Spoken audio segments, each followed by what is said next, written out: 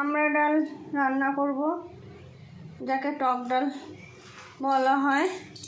প্রথমে 5 ফোড়ন, শুকনো লঙ্কা, তেজপাতা ফোড়ন দিয়ে আমড়াগুলো দিয়ে দেবো। এগুলো নুন হলুদ দিয়ে একটু ভেজে নিলাম।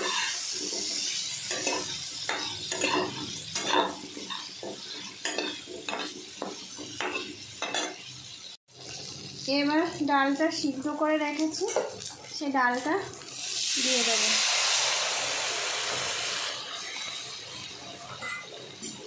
একটু ঢাকা দিয়ে রেখে দেবো। আমরা ডালটা হয়ে গেছে, টক ডাল নামিয়ে নেব।